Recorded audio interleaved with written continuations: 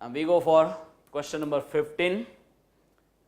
Magnetic force exerted between two extremely long, thin, parallel current carrying straight wires. Look, consider two extremely long, thin, parallel, straight conducting wires, number 1 and number 2, as shown in the diagram, out of which wire number 1 is placed exactly on x-axis, wire number 2 is placed parallel to first wire, but it is placed in the xy plane. It is placed in the xy plane means it is placed on the surface of board. Okay? The perpendicular separation between two wires I am taking as y. At present I am passing currents through two wires in the same direction. Let them be respectively I1 and I2 through first and second wire. Now, because we are passing currents in the same direction, there has to be some attraction, but that thing we have to prove, that now the mutual magnetic forces exerted between them will be of attractive in nature. That is what we have to prove. Okay? Now here, because of current I1 passing through first wire, you will have some magnetic field surrounding to first wire. Correct? Fine. Now let us find out that magnetic field at this very point, which is chosen on the second wire. Okay? And because that is the magnetic field due to first wire, that symbol I am giving vector B1. Okay? What about direction of vector B1? Very simple. Come on. Hold this first current carrying wire in the right hand palm such that thumb should point in the direction of current. Then the fingers are taking turn this way. Okay? So from this point you can see the fingers are coming out. Because they are coming out, I am showing the symbol of dot. Okay? It indicates a direction of magnetic field perpendicularly outward from the plane of the figure. Correct? Now, this is x-axis, this one is y-axis, and this one is positive z-axis. Actually, that positive z-axis is like this. Correct? Perpendicularly outward from the plane of the figure. And in the same direction, we have magnetic field at this point. So, I am showing this magnetic field in a direction parallel to this. Okay? Because this magnetic field is along positive z-axis. Okay? Fine. Now, how much is that magnetic field? By formula you know, because of current passing through extremely long, straight, thin wire, you must remember the formula of magnetic field at perpendicular distance y. What was that formula? Mu 0 I upon 2 pi y. Same formula written here, mu 0 I upon 2 pi y. But because we are talking about first wire in which current is I1, I just give symbol here vector B1. Correct? What about its direction? Direction of this magnetic field, you can see it is parallel to positive z-axis. So, unit vector I am writing k hat. Correct? Now, in that magnetic field which is produced around first wire, there is the presence of second current carrying wire.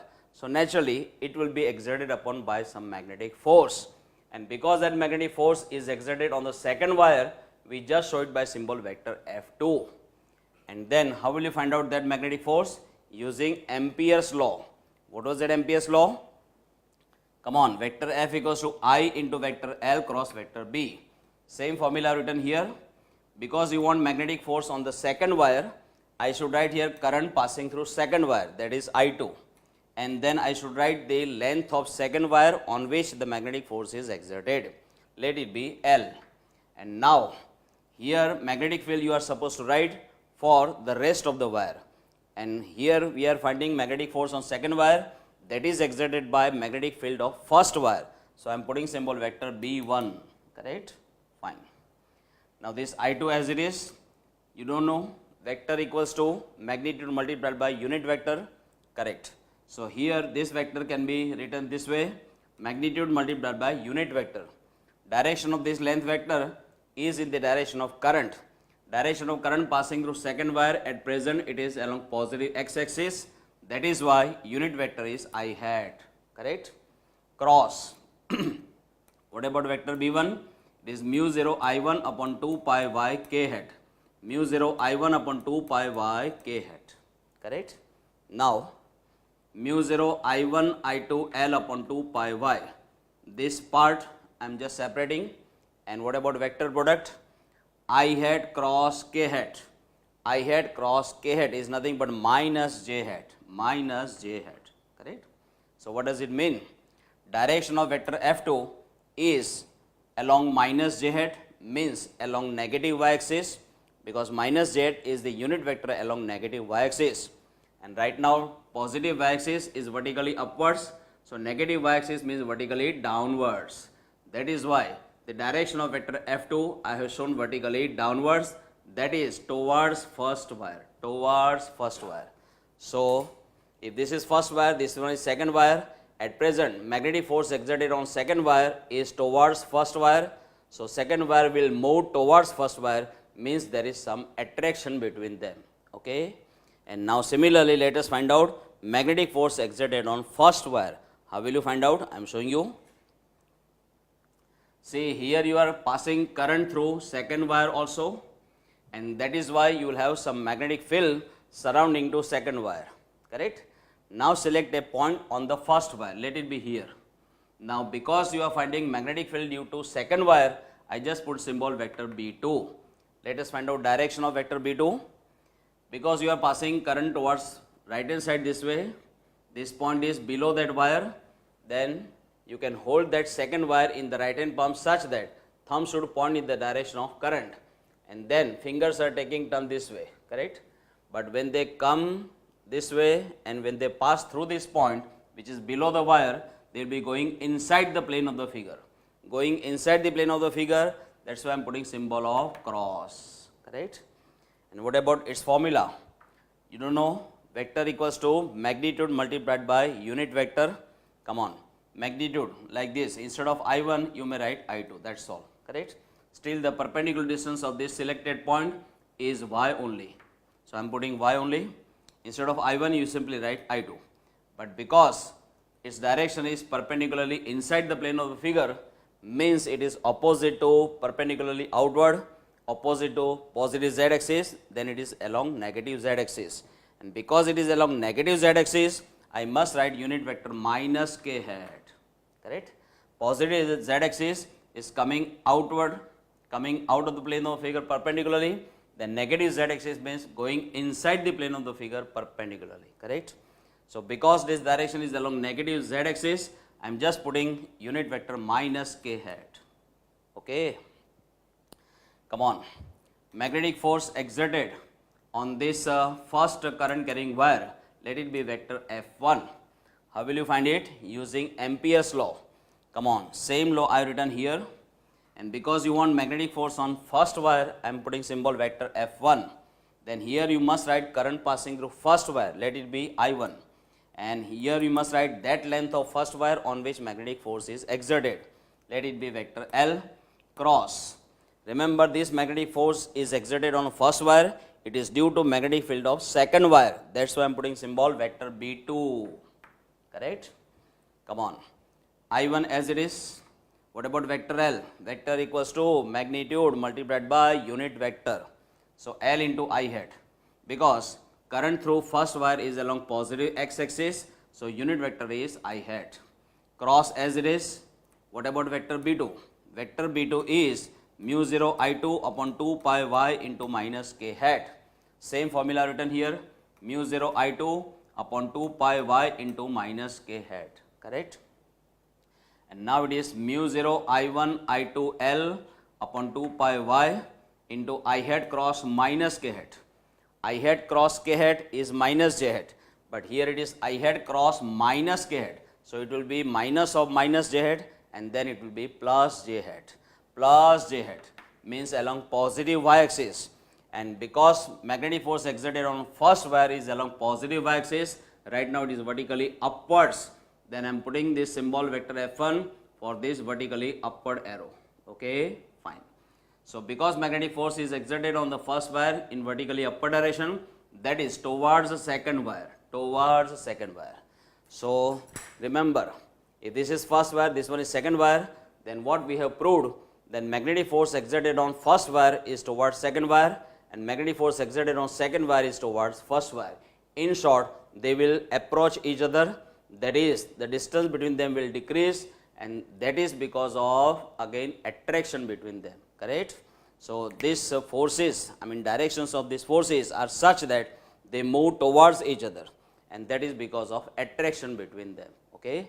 So ultimately what we have proved, through a pair of extremely long parallel thin wires, when we pass currents in the same direction, they attract each other. That is what we have proved, correct. And so far magnitudes are concerned, magnitude of this force and magnitude of this force, it is same.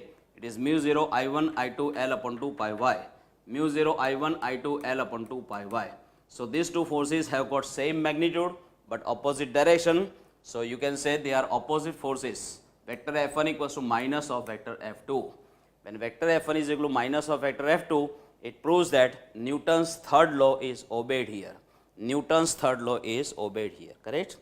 Forces exerted mutually between these two wires are equal in magnitude and opposite in directions. Got it? Now my dears, using this result, you can obtain the definition of SI unit of electric current, which is none but 1 ampere. How would you define 1 ampere from this result? I am showing you. We are going now for definition of 1 ampere. Come on, you please consider all these values at present. For example, if these two wires are kept in vacuum, then don't you know permeability of vacuum? It is mu 0 equals to 4 pi into 10 raised to minus 7 Tesla meter upon ampere. Same value I have written here. Suppose perpendicular separation between these two parallel wires is y equal to 1 meter. And suppose amounts of electric currents passing through two wires are same, and let it be capital I. I1 equals to I2 equals to I. And we are finding at present magnetic force exerted on 1 meter length of either wire. 1 meter length of either wire, okay.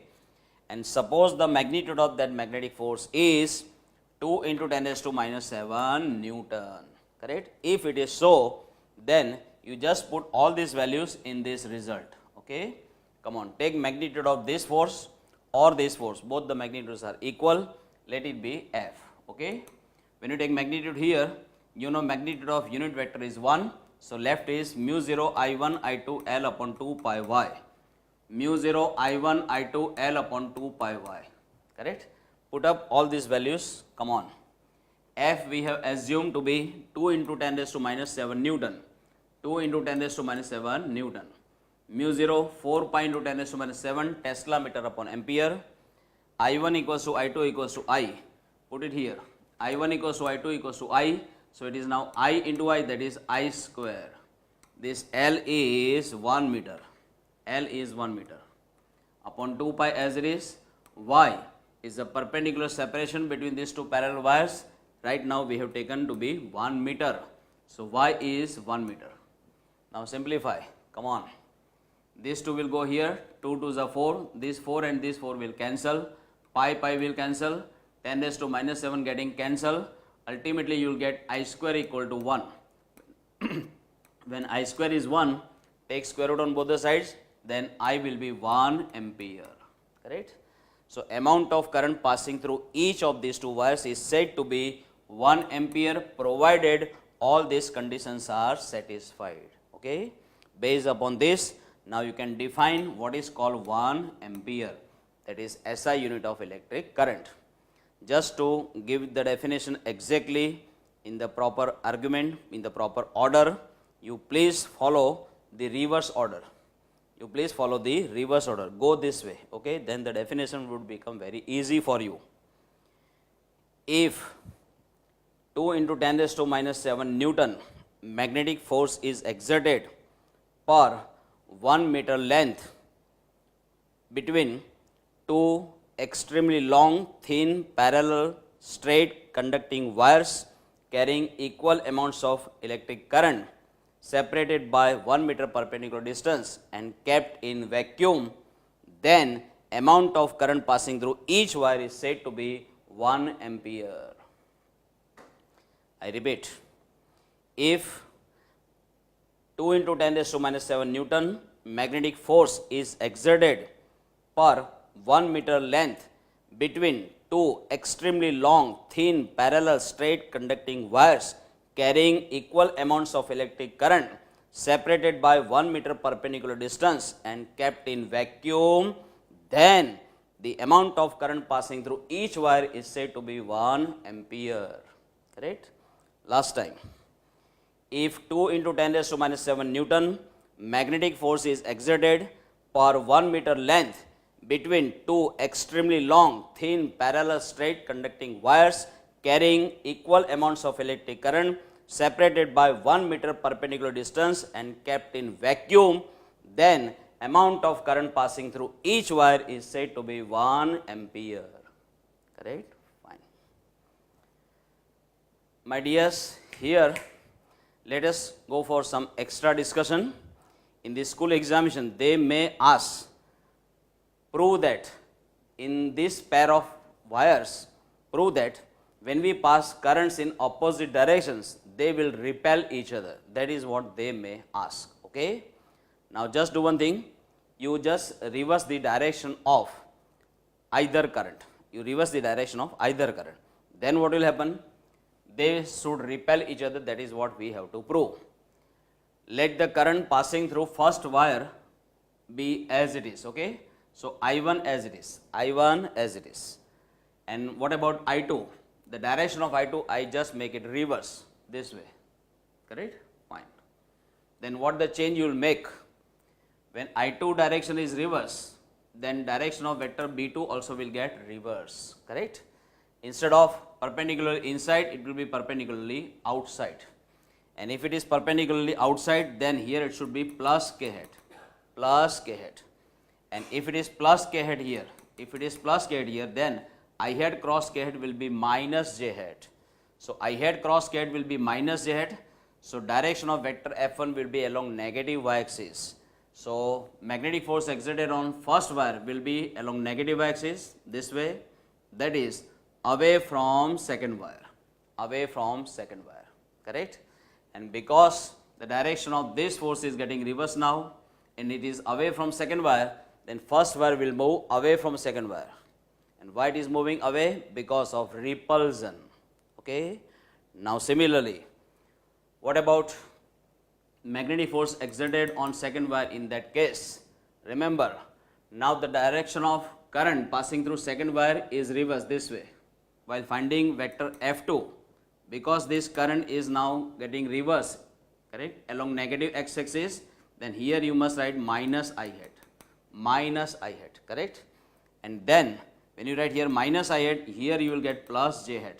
That is magnetic force exerted on second wire will be along plus j hat. Plus j hat means along positive y-axis. So along positive axis means vertically upwards right now. So second wire will move in a direction away from first wire. So not only first wire is moving away from second wire, but second wire is also moving away from first wire. In short, both the wires are moving away from each other. And when they move away from each other, naturally there must be some repulsion, correct? But why is there repulsion between those two wires? Because of currents passing in just opposite directions, correct? That is why. Come on, my dears. Now we go for question number 16. It is about electromagnetic force, or it is also known as Lorentz force. Now what is that force? I am showing you. Consider any current carrying wire, correct? Now tell me, why current is passing through that wire? There must be some potential difference across the two ends of that wire, correct? Fine. Now because of that potential difference, some electric field is existing inside the wire, correct? Now if you take customary direction of electric current, then you can consider it as if it is the flow of positive charges. Okay? Conventional direction of electric current is always taken in the direction of movement of positive charges. Correct? Fine. Now you know positive charges are always exerted upon by electric forces in the direction of electric field. Correct? So whenever you think of positive charges in motion inside the current carrying wire, they are exerted upon by some electric force, correct, because of the presence of electric field. Now, along with that electric field, if you have placed that current carrying wire in some external magnetic field also, then those charges will experience magnetic forces also. So I mean to say, if you consider any charge in motion inside that wire, then that charge experiences two types of forces. One is electric force, another is magnetic force. Then if you find out resultant of these two forces, it is called either electromagnetic force, or because its formula was derived by Mr. Lorentz, in his memory we call that force as Lorentz force. Okay? Now what is the expression for Lorentz force? I am showing you. Consider this current carrying wire, okay, and suppose that current is flowing towards right hand side this way, fine. Now in the direction of current, I have considered one length element vector, let it be vector dl, and if I multiply it by I, that is current passing through the wire, then it will give you term I into vector dl, which we call current element, correct, fine. Now for this much length of this conducting wire, what is the volume? That volume will be cross sectional area into this much length. Cross sectional area we take capital A, and length we are taking dl, correct. So for this much length element, the corresponding volume is A into dl, A into dl, correct. Now because you are talking about conventional direction of electric current, you can just consider motion of positive charges in the same direction, correct. At present we consider only one particle with positive charge, say plus small q, and that charge you can consider in the motion in the direction of electric current, okay. Suppose it is moving with drift velocity vector Vd. Vector Vd is right now drift velocity of positive charge, okay. It is in the same direction of current, okay. What is the current formula which we had studied earlier? It was A into Vd into N into E. At that time the charges were in motion, they were electrons, and for one electron the magnitude of charge was represented by symbol small e. But right now the particle which we have taken into consideration, it has positive charge plus a small q. So instead of E, I am writing plus a small q, okay. Now just multiply by vector dl on both the sides, okay. Then you will get this equation, fine. Now this left side I have kept as it is, but on right hand side, instead of showing sign of vector over dl, I would like to show it over vector Vd, because this vector Vd and this vector dl right now are in the same direction. You can see in the figure, vector Vd and vector dl, they have same direction, and that same direction is the direction of electric current. Because these two are vectors and they are parallel in the same direction, then instead of showing sign of vector over dl, I would like to show it over Vd, okay. So over Vd you can put this symbol of vector sign, okay, fine. Now this I vector dl has come out to be A N Q dl into vector Vd, correct, fine. Now let me find out magnetic force exerted on length dl. Suppose this wire is present in some external magnetic field, then that external magnetic field will exert some magnetic force on this current element, and that magnetic force can be found out using Amperes law. What was that Amperes law? Vector df equals to, remembered, I vector dl cross vector b, correct. Whenever a current element I vector dl is placed in some external magnetic field vector b, it is exerted upon by magnetic force given by formula vector df equals to I vector dl cross vector b, correct. Now this vector df as it is. What about I into vector dl? I into vector dl is right now A into vector Vd into N into Q into dl. Same value I have written here, same value, cross vector B, correct? Now, I would like to collect the scalar part on one side, then I just separate this much part A, N, Q, dl. I am writing it first, then inside the bracket I am taking now vector product between these two vectors. So, inside the bracket I am writing vector Vd cross vector B, vector Vd cross vector B, correct? Mind well, this much magnetic force is exerted, you can say on length dl, or exerted on volume A into dl, or exerted on how many number of positively charged particles, that number will be A and dl, A and dl. Remember, this much magnetic force is exerted on A and dl number of positively charged particles. Why? Don't you know what is small n? Small n is number of positively charged particles per unit volume, that is free positive charge number density. Okay, fine. And if in unit volume there are n number of positive charges, then in volume A into dl, what is the number of positive charges? A into N into dl. So, A into N into dl is going to give me total number of positive charges in the considered length element, correct? Now, on that many number, if total magnetic force exerted is vector df, then what is the magnetic force exerted on one charged particle? That would be vector df divided by A and dl. How? This is total magnetic force exerted on this many total number of positively charged particles. So, when you divide vector df by A and dl, that would give you magnetic force per one positive charged particle. Let it be shown by symbol vector Fm, vector Fm, that is magnetic force exerted on one charged particle. Okay. Now, vector df formula we have found out, it is A N Q dl into bracket vector Vd cross vector B. Same formula written here, divided by A and dl, correct?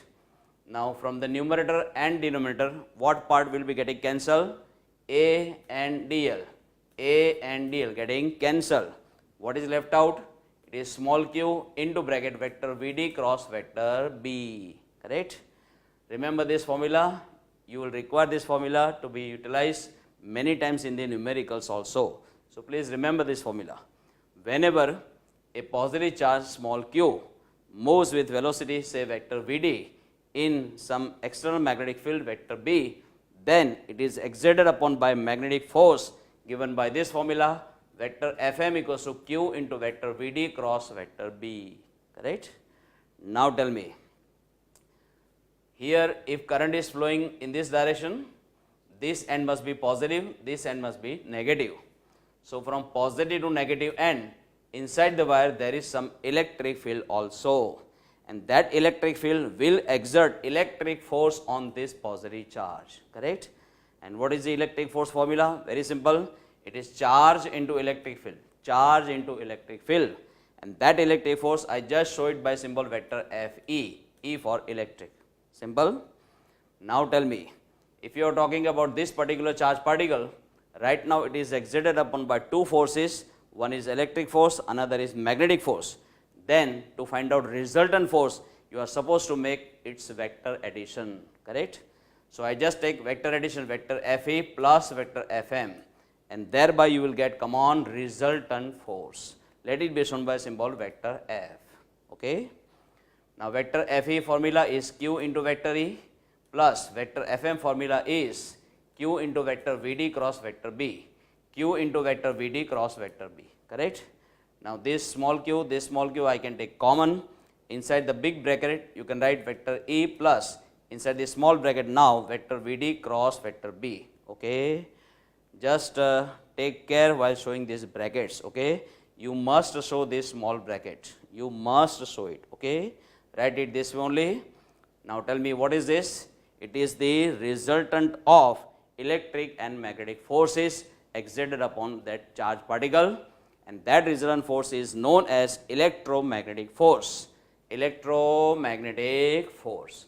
but because its formula was derived by Mr. Lorentz, in his memory we call that force as Lorentz force also. So, this will give you expression of Lorentz force, got it. Now, we go for question number 17. Now, it is about motion of a charged particle entering uniform magnetic field perpendicularly.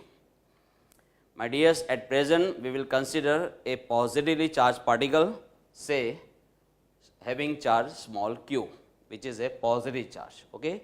You may consider negative charge also, but at present we have considered positively charged particle.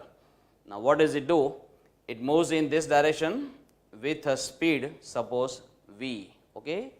But now you can see in the diagram, I have shown some uniform magnetic field which is inside the plane of the figure, this way, correct? That uniform magnetic field has magnetic field lines going inside the plane of the figure perpendicularly, and each magnetic field line is shown by symbol of cross. Okay? So, at present I have considered uniform magnetic field which is perpendicularly inside the plane of the figure. Now, magnetic field is this way, correct? And the charged particle is entering this way, correct? Means it is entering perpendicularly to this uniform magnetic field. Okay? Now, see after that what happens.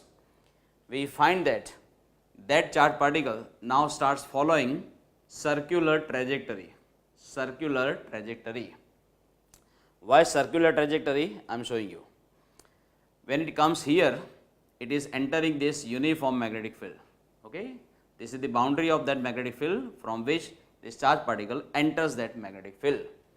Now, at this very position, its velocity is in this direction and magnetic field is inside. Then don't you know formula of magnetic force exerted on a positive charged particle? It is q into vector v cross vector b, correct? So, if you want direction of magnetic force, you must find out direction of vector v cross vector b. Vector v is this, vector b is inside. So, situation is like this. This is vector v, this is vector b. Okay? And now find out vector v cross vector b, it will be vertically upwards. From this position onwards, it will be vertically upwards this way. This is the direction of vector Fm. Got it? Now tell me, when that charged particle comes over here, again you try to find out the direction of magnetic force. Come on, velocity is in this direction, magnetic field is inside. So now situation is like this, correct? Now if situation is like this is vector v, this is vector b, magnetic field, then vector v cross vector b, it will be towards left side direction, this way, towards left. So magnetic force is exerted in this direction at this position. Okay? Further, when the charged particle comes over here, its linear velocity is in this direction, magnetic field is inside. So now situation is this. This is vector v, this is vector b. Now if you find out vector v cross vector b, it will be vertically downwards from this position, correct? Now tell me, for this semicircular path, don't you find direction of magnetic force at each point towards this center, from here in this direction, from here in this direction, from here in this direction. All these three vectors point towards the center of the circle, correct? Now tell me, if you find direction of magnetic force towards the center of a circular path, then can't we call it centripetal force? Yes, it is a centripetal force. And whenever proper centripetal force is provided, naturally the particle will move along circular path. Okay? So remember, for any charged particle which enters uniform magnetic field perpendicularly, after entering into the field, it will start following a circular path. Okay? And why here only semicircular path? Because we have exerted magnetic field up to this boundary only. Okay? If further also on this side also there is a magnetic field, then it will just complete whole circular path. Okay, fine. Now let us find out the expression for radius of this circular path. Radius of circular path I just showed by symbol small r. Let us find out its formula. You can now take magnitude on both the sides. Here it will be Fm, Q as it is, magnitude of vector V cross vector B is VB sin theta, correct? Now, Q as it is, V as it is, B as it is. What is theta? It is angle between vector V and vector B. At each position you can see angle between vector V and vector B, it is 90 degree. Vector V is this way, then vector B is this way. What is this angle? It is 90 degree. Here vector V is this way, vector B is inside, then this angle is 90 degree. Here vector V is towards left hand side, vector B is inside. The situation is like this. Come on. Again this angle is 90 degree. This is vector V, vector B. Okay. So I mean to say at each position angle between vector V and vector B is 90 degree. Sin 90 degree will be 1. Okay. Now here this velocity you can take as perpendicular component of velocity. Perpendicular to what? Perpendicular to uniform magnetic field. Why? Look here. Suppose this is the positive charge particle and suppose it moves in this direction with velocity v. Okay, I mean with speed v, it moves in this direction. Now suppose there is a magnetic field in this direction, say vector capital B. So this will give you angle between vector v and vector B. Correct? Look, here this vector can be resolved into two mutually perpendicular components. One is this component, another is this component. Correct? This vector plus this vector will give you this vector. So these two are two mutually perpendicular components of this vector. Correct? Out of these two components, how to find this component? It is adjacent to theta. It is nothing but component of V adjacent to theta. It is V cos theta.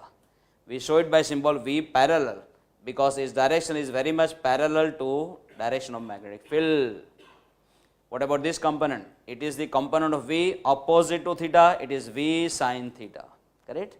And because it is perpendicular to this magnetic field, we show it by symbol V perpendicular. Okay? So remember, wherever it is V sin theta, it gives you perpendicular component. Perpendicular component. And because this velocity is perpendicular to uniform magnetic field, we can show it by symbol V perpendicular, and that V perpendicular is nothing but V sin theta. V sin theta. Here theta is 90 degrees, so sin 90 is 1. So V perpendicular is equal to V right now. Okay. In one of the MCQs in this chapter, that angle theta is different than 90 degree. At that time you will require to place here V perpendicular. Okay. So in the formula of R, it is not simply V, it is V perpendicular, and its formula is V sin theta. Please remember. Now we have reached up to this step. Further, tell me, magnitude of magnetic force is right now nothing but magnitude of centripetal force. And what is the magnitude of centripetal force? You have studied in first semester. It is mv square upon r. mv square upon r. mv square upon r, where v is the constant linear speed. Got it? So magnitude of magnetic force is nothing but magnitude of centripetal force, which is right now mv square upon r. This is right hand side as it is. Now 1v is getting cancelled. Find out r. It will be mv upon big Q. mv upon big Q. mv upon big Q. Okay. Now tell me, mass into velocity is nothing but momentum. So this m into v can be replaced by momentum small p upon big Q as it is. Correct? Now tell me, what does it indicate? For a given charge particle, Q is constant, and if it performs uniform circular motion in a plane perpendicular to given uniform magnetic field, then B is constant. Correct?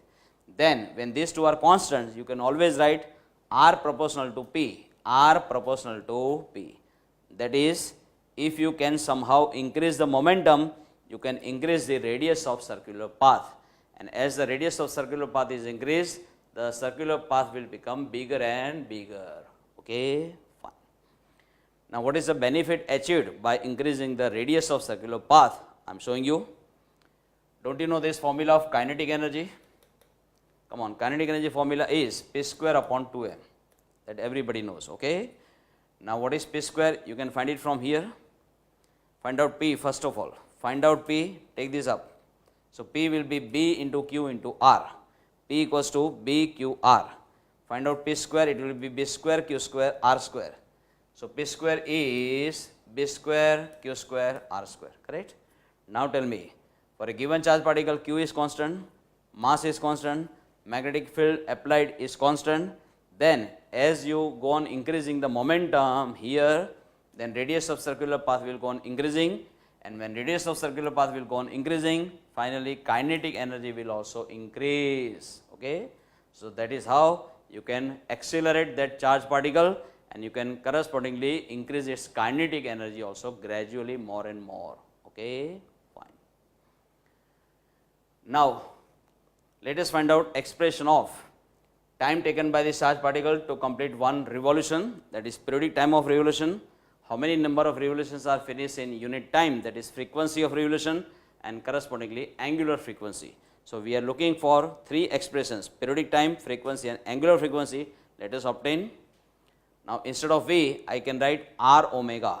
Have you not studied in first semester the relation between linear speed and angular speed for a particle performing circular motion? It is V equals to R omega. So V can be replaced by R into omega, R into omega.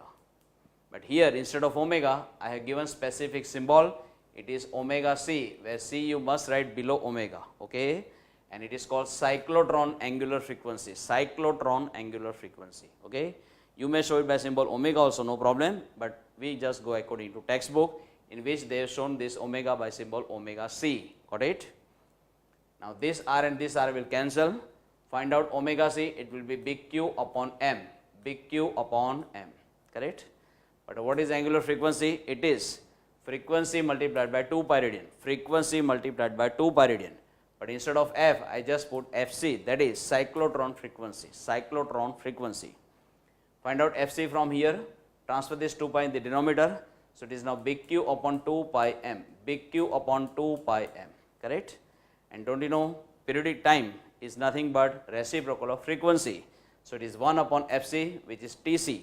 Tc is called cyclotron periodic time, that is time taken by this charge particle to complete one revolution, okay? And it is reciprocal of this, so it is reciprocal of this, which will be 2 pi M upon big Q, 2 pi M upon big Q, correct? Just note one point very carefully here. In the expressions of angular frequency, frequency and periodic time, we can see there is no R, there is no V, there is no P. That is, these three physical quantities are independent of R, V and P. That is, they do not depend on radius of circular path, they do not depend on velocity of charge particle, they do not depend on momentum of charge particle, correct? Remember, periodic time of revolution, frequency of revolution and angular frequency of revolution for a charge particle in this case do not depend on radius of circular path, do not depend on velocity of charge particle, do not depend on momentum of charge particle, okay?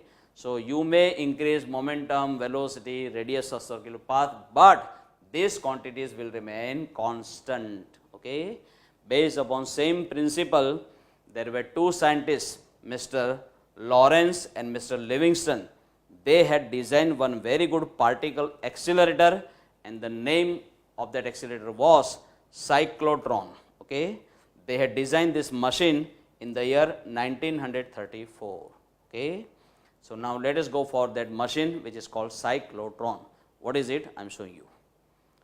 We now go for question number 18. It is a short note on cyclotron, short note on cyclotron. In the year 1934, just now I said, there were two scientists, Mr. Lorentz and Mr. Livingston, who had designed one particle accelerator. That machine was named later on as cyclotron, okay? That's why we had given these symbols like Tc, Fc, omega C. This is cyclotron periodic time, this is cyclotron frequency, and this is cyclotron angular frequency. They all are independent of radius of circular path, velocity of charge particle and momentum of charge particle, okay? Fine. Let's go for now construction of this device. For the construction of this device, remember, first of all, inside one evacuated chamber, we place two magnetic poles of some strong and permanent magnet, out of which this one is a north pole, and this one is say south pole. Okay, and direction of magnetic field is always from north pole to south pole. That's why magnetic field are shown vertically upwards right now in this direction. Correct? It is showing you uniform magnetic field existing in this region shown by symbol vector capital B. Fine. Now between these magnetic poles we keep a pair of semicircular hollow boxes made up of some metal. We keep a pair of metallic semicircular hollow boxes, and each of these two boxes has shape like capital D alphabetic letter of English language. Okay, and because they have shape of capital D, each of this box is known as D, double E, but because there are two, in plural we speak Ds. Ds here means two metallic semicircular hollow boxes. They are known as Ds. Okay, fine. Now how do we keep those two Ds? We just keep them such that their diameters should face each other, in front of each other. They must be parallel to each other, and there should be very little gap between them. In this manner, we are supposed to keep these two Ds between these magnetic poles. Okay, fine. Now, we just join these two Ds with some alternating current source, with some AC source. What is this alternating current? How does it flow? How does its magnitude change? How does its polarity change? This everything will be taught to you in 4th semester. At present, you remember this is such a source of voltage in which the voltage keeps on becoming positive and negative in polarity alternatively at the end of each fixed time interval. At the end of each half of the periodic time, the polarity of the voltage applied on these two Ds gets reversed. For example, periodic time of this AC source is suppose T, then we can find it out this way, T equals to 1 upon F. Don't you know periodic time is reciprocal of frequency. Now frequency of this AC source, I just show it by symbol FAC, FAC. Now that frequency, suppose it is 50 Hertz, then 1 upon 50 comes out to be 0.02 second, correct? If total periodic time is 0.02 second, then what about half periodic time? Half of that, half of this will be 0.01 second, correct? So in that case, what will happen at the end of 0.01 second time interval, that is at the end of half of the periodic time, every time at the end of each half cycle, at the end of each half periodic time, it will so happen that polarity of the voltage applied on D1 and D2, these two Ds will get reversed. For example, during first half of the periodic time, if this is positive, then this will be negative. Okay. In the next half of the periodic time, this will become positive, this will become negative. Like that, the polarity gets reversed alternatively at the end of each half of the periodic time. Okay. That sort of voltage source is connected here, which is called AC source. Got it? Now here, purposely we keep the value of frequency of this AC source equal to cyclotron frequency. This is very, very important condition that must be getting fulfilled. Frequency of AC source and cyclotron frequency, they must match. Okay. Such a source we are connecting across these two Ds. Fine. This is all about the construction. Now we go for principle. What is the principle? Just now I told you, whenever any charged particle enters uniform magnetic field perpendicularly, after that it starts following circular trajectory, correct? And the radius of the circular path is given by this formula, P upon B into Q, where B into Q is constant, so R is proportional to P, meaning thereby if somehow we can increase the momentum of charged particle, we can increase the radius of circular path. And when you increase the radius of circular path, just now I had explained, when you increase the radius, you can increase the kinetic energy of the charged particle. On this principle, this device works. Okay. So this is the working principle of this device called cyclotron. Fine. We now start working. How does it work? It's very interesting. Pay your very nice attention on the screen, please. First of all, try to understand the job of two fields which we have applied. Remember, the electric field we have applied on the surfaces of these two Ds, and these two Ds means polo metallic boxes, correct? So, when this is positive, suppose at the time this is negative.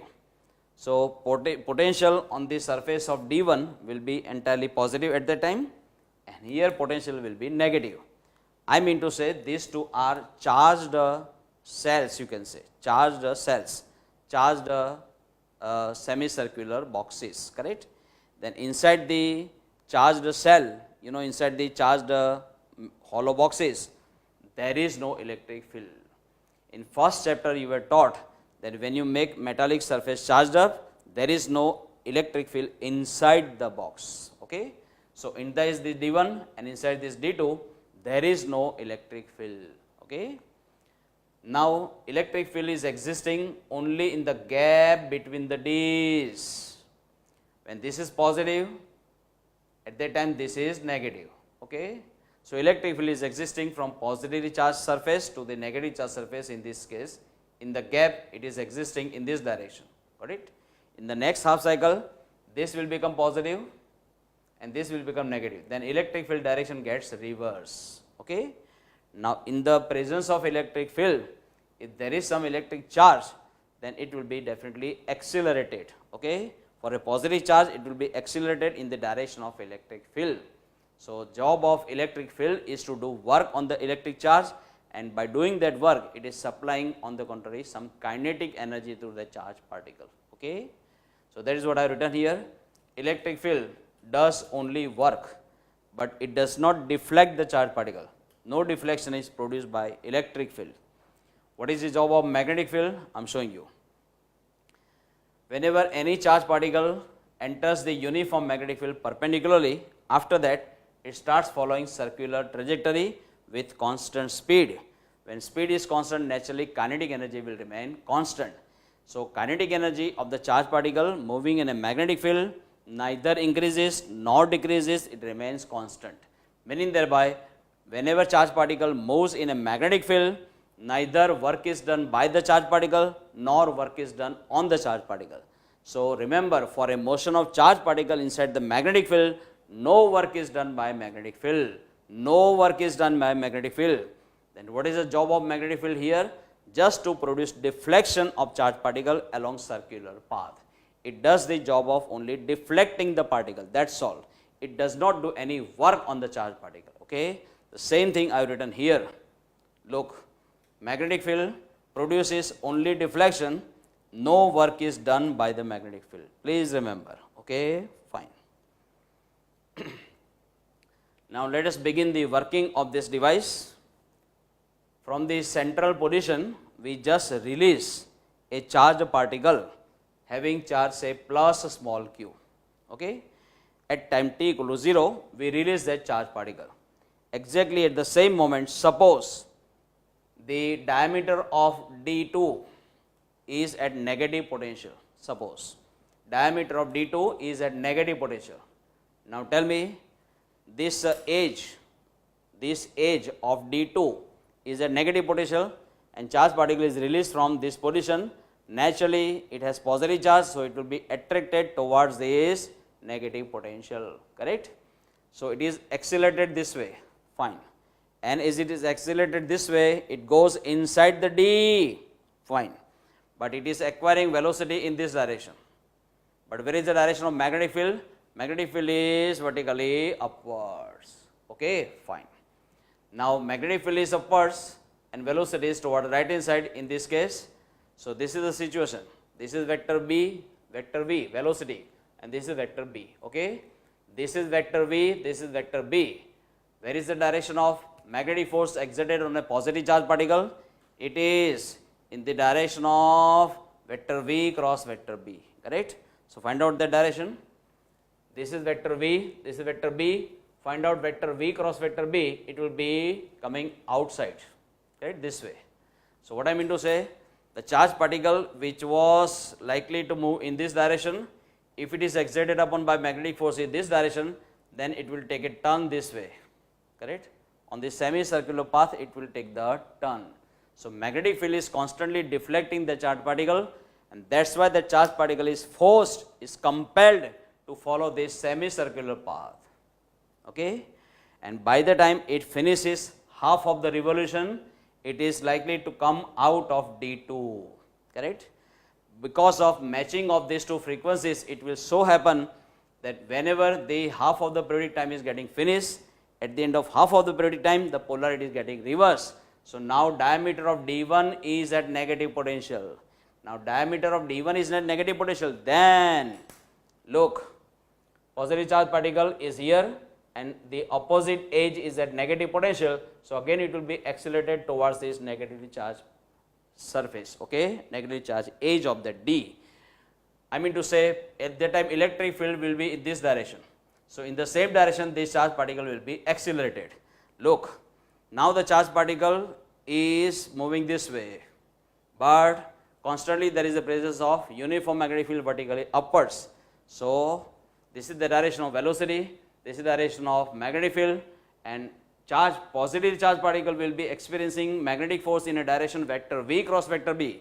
Vector V is this, vector B is this. So, now vector Fm will be this way, correct?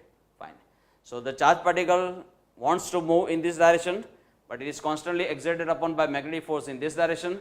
So, it will take a turn this way, correct?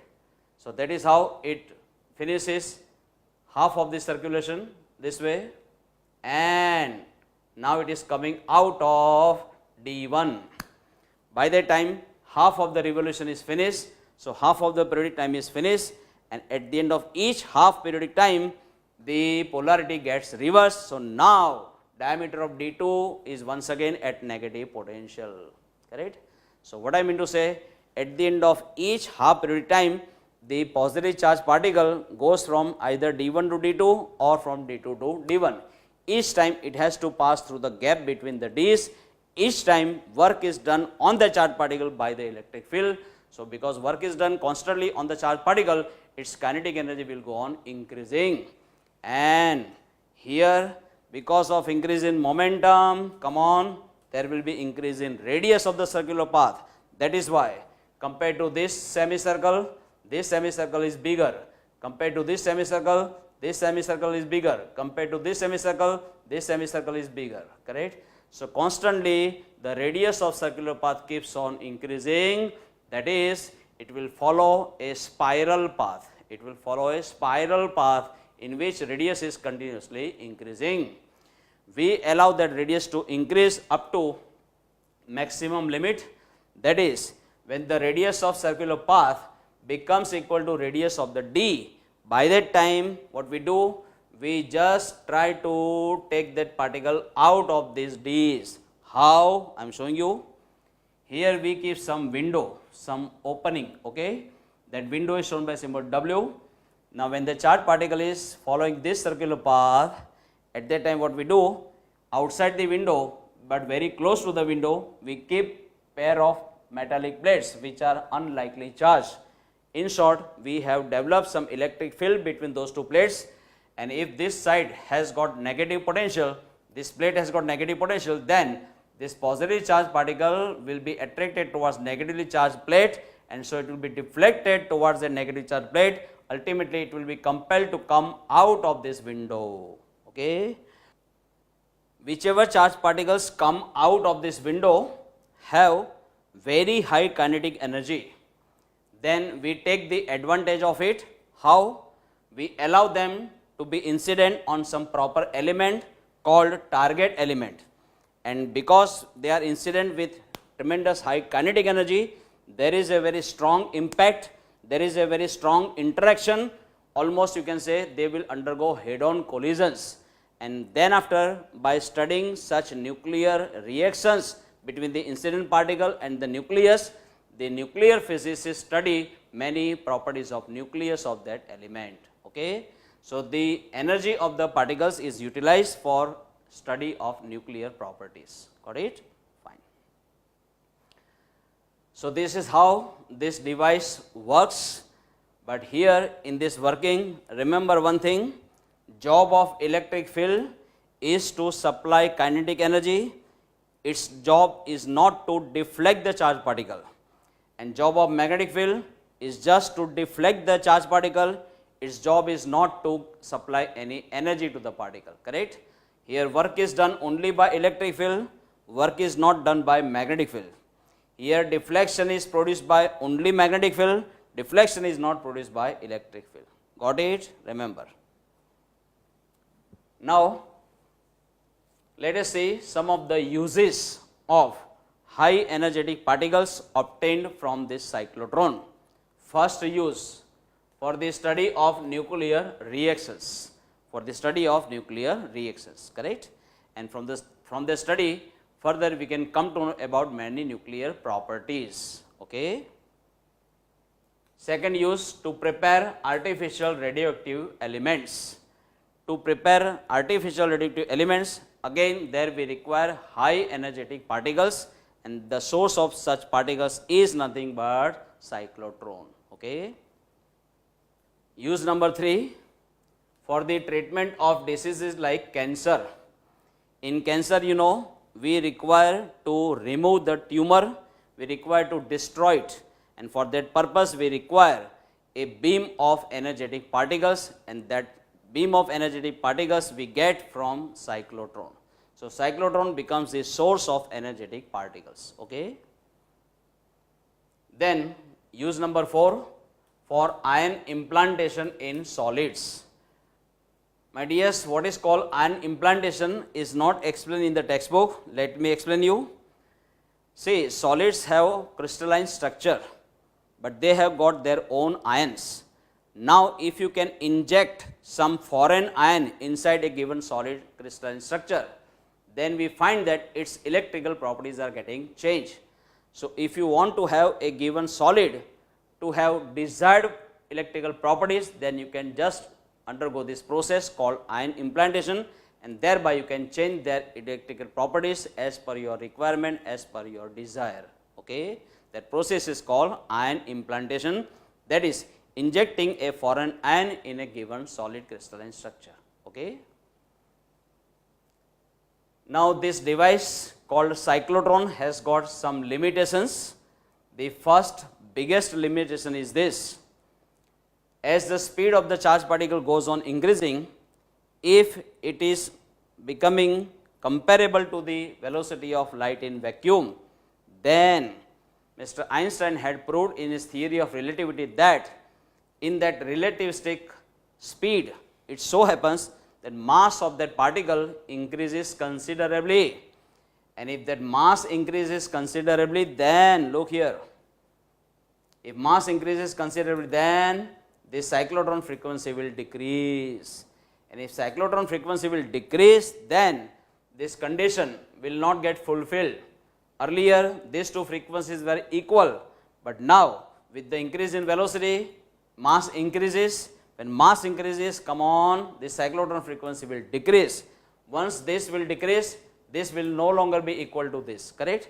So this condition is not satisfied, and if this condition is not satisfied, then this device will not constantly supply energy to the particle. On the contrary, energy of the particle will start getting decreased. How? I am showing you. At the end of particular moment, at the end of particular time, if the charged particle is coming out of particular D, at that time opposite diameter must be at negative potential, but because of mismatching of these two frequencies, it may so happen that opposite diameter may be at positive potential. On one side, the positive charged particle comes out of a particular D, and opposite diameter has that positive potential. Then instead of getting work done on the charged particle itself will have to do work against that electric field. Then it will lose its kinetic energy in doing that work. So we have designed this device not for decreasing the energy, we have designed this device for increasing the energy of the particle. Okay. So the matching of these two frequencies must be constantly maintained. So for relativistic high speeds, this condition will not get fulfilled. At that time, this device does not work. Okay. This is the limitation of this device. Now we have prepared better particle accelerator called synchrotron, in which this limitation is removed. This drawback is removed. How? It is not explained in the textbook. Nobody will ask you. I am showing you. In case of synchrotron, what we do, when mass goes on increasing, this cyclotron frequency will decrease. But in synchrotron, what we do, when mass goes on increasing, we increase magnetic field proportionally such that ratio of B to M will remain constant. If this ratio B upon M remains constant, for a given charge particle Q is constant, so this frequency will remain constant. And as long as constant value of this frequency matches with this frequency of AC source, then this device will continuously work. It will supply energy continuously to that particle. Okay, fine. So that is done in synchrotron. And now look at this formula of kinetic energy. It is B square Q square R square upon 2M. Now tell me, here power of M is only 1, but here power of B is 2. You can split it B into B. B square means B into B. So 1B you can consider here, and another B upon M. That ratio you have kept constant as I explained here. Ratio of B to M remains constant. Ratio of B to M remains constant, Q is constant, and in case of synchrotron, we keep radius, possible maximum value of radius as constant. So R is constant, B upon M is constant, Q is constant, but another B in multiplication with this B, that B we increase, and that is why if B is increasing, then kinetic energy will definitely increase. Okay. So in case of synchrotron, we do not increase the radius beyond a maximum value, we keep it constant, but we constantly increase the magnetic field in proportion with the increase in mass. And then we can not only get the higher and higher kinetic energy, but we can continuously maintain this condition, FAC equal to FC. Okay, fine. Let us see now second drawback. For charged particle like electron, you know its mass is very small. Its rest mass is simply 9.1 into 10 minus 31 kilogram, which is a very small value. When this mass is very small, this cyclotron frequency will be very high. In practice, we find it of the order of gigahertz, which is a very high value of frequency. Now, as this will increase, we have to increase this also. So in that case, to run this device, we will require that AC source whose frequency is also of the order of gigahertz, but that is very difficult in practice. Okay. Let us see now drawback number 3. The size of Ds is normally very large, and if the size of Ds is very large, then you will require to maintain uniform magnetic field throughout a very big volume, and that too for a long time. It is a very difficult task. Okay. Let us see now drawback number 4. Chargeless particles cannot be accelerated. My dears, remember this cyclotron we have designed for accelerating only charged particles. Then chargeless particles cannot be accelerated. For example, if you have got neutron which does not have any charge, it cannot be accelerated using this cyclotron. Got it? So these are the drawbacks with the device, and these were the uses. Got it? My dears, I have taken a very special pain and labor to prepare this figure in 3 dimensions. I hope you will appreciate, and also you must have understood. Okay? Thank you.